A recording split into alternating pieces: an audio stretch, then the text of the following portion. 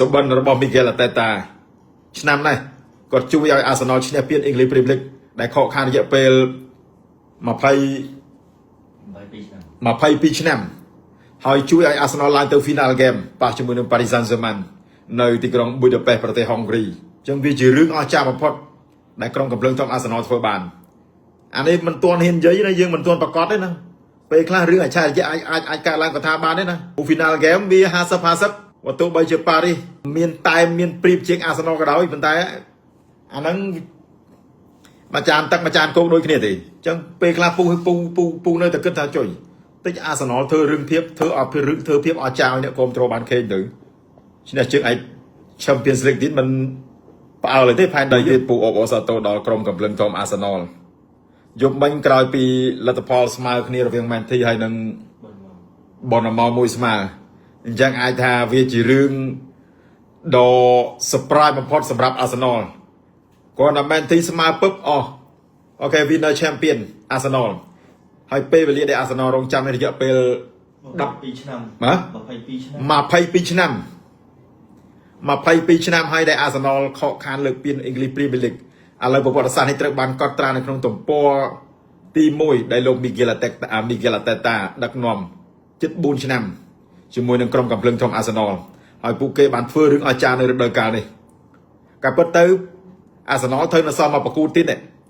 អញ្ចឹងអាប្រកួតចុងក្រោយនេះប្រសិនបើអាសណលឈ្នះអូខេអាសណលលើកពាន Premier League ក៏ប៉ុន្តែដោយសារយុបមិញ Man City ស្មើជាមួយ Bournemouth មួយស្មើអញ្ចឹងវាធ្វើឲ្យអាសណលគឺឈ្នះពានដោយមិនចាំបាច់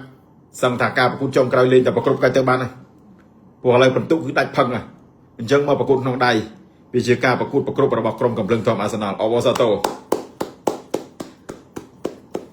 សម្បត្តិរបស់មីហ្គេលអាតេតាឆ្នាំនេះគាត់ជួយឲ្យអាសណលឈ្នះពានអ៊ីងលីព្រីមលីកដែលខកខានរយៈពេល22ឆ្នាំ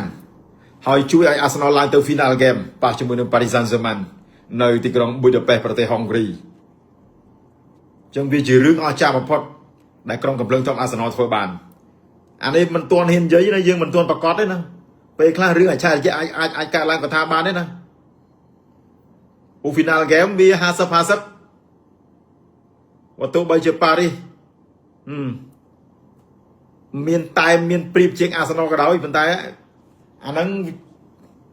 មួយចានទឹកមួយចានគោកដូចគ្នាទេអញ្ចឹងពេលខ្លះ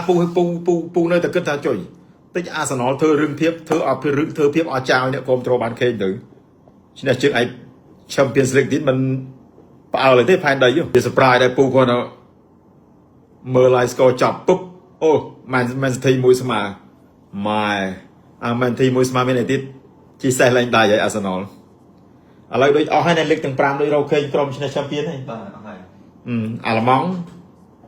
បាយឺនម៉ូនិចអង់គ្លេសកំភ្លើងធំអាសណលអ៊ីតាលីអ៊ីនតើមីឡានឡាលីហ្កាបាសេឡូណាហើយលេខអង់ PSG អញ្ចឹងអស់ហើយចឹងនៅតែ Saudi Pro League មួយឯងនៅតែ Saudi Pro League មួយឯងដែលចាំអ៊ុតមើលការប្រកួតចុងក្រោយហ្មង Al Nassr ហើយនឹង Al Hilal ការប្រកួតចុងក្រោយនេះប្រសិនបើ Al Nassr ឈ្នះ Al Damak ចឹង Al Nassr ឈ្នះពាន League កំពូល Saudi Pro ហើយតែប្រសិនបើក្នុងករណីស្មើក៏លើកដែរតែបើចាញ់ឲ្យ Al Hilal ឈ្នះលាយដូច7 ត្រីទឹកហើយចប់ហ្មង